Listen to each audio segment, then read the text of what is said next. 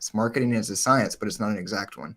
And so we help them continue to run tests, measure the results, and then iterate those tests. Chase, some people think personal branding is about getting some t-shirts and stationery printed out. Do you want to just talk about what it is exactly that people need to do? What is the personal brand? It's a great question because you're exactly right. It's been kind of democratized and means a lot of different things. And I think the most ironic thing about personal branding is it's not about you, the personal brand.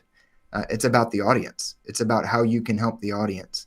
And the personal brands that I've been privileged to work with that have been most successful, remember that they're there to help. Their mission, their message offers something to the core audience. And so the core audience keeps coming back to them for the answer to that question. And so when you think about building your personal brand, you can start in a lot of different places, but we always say start with your core message. What's that one sentence of how you help your target customer? Know who your core customer is, and then know what your core values are, because an inauthentic personal brand won't last. So you have to have those core values to make sure that you are just being clear with what you're willing to do and what you're not willing to do in an effort to build your personal brand to help your core audience.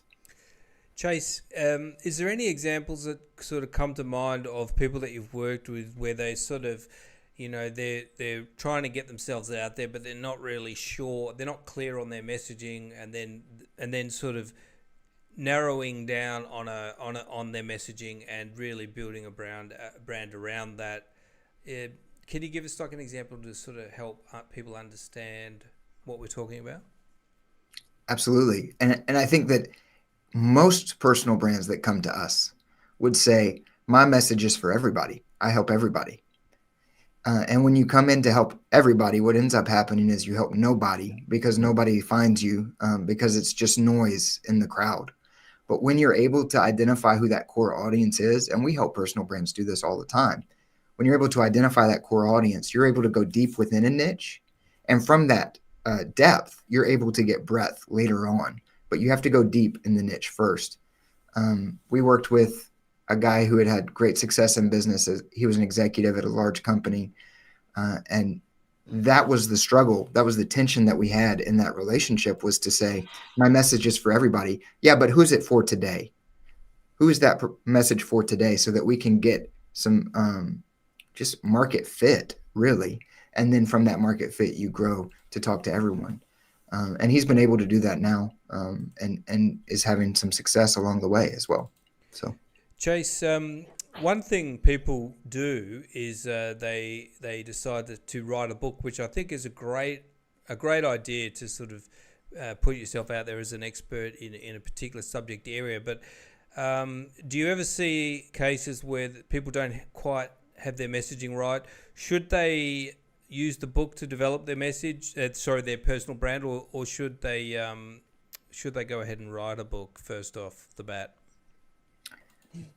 man, it probably depends on the situation. I know that's a cop out answer, but I have seen authors who start with a book even when they don't have a clear idea of who they want to talk to immediately.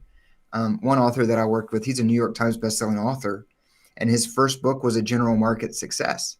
And so he was able to go in and find that general market and continue to build until he finally got to his one sentence a little later down the road.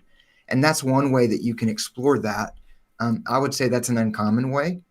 Really, things like podcasts are a great way to just talk out the things that you know, the things that are important to you.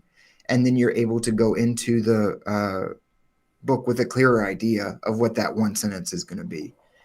For us, we started a company in 2018, and we didn't have a clear picture of exactly what we were going to do. So we were Leverage Creative Group for the first several years, and then we finally said, if it's good for our clients, it's good for us. We have to get to our one sentence. And so in the early part of this year, we transitioned to Leverage Brands, because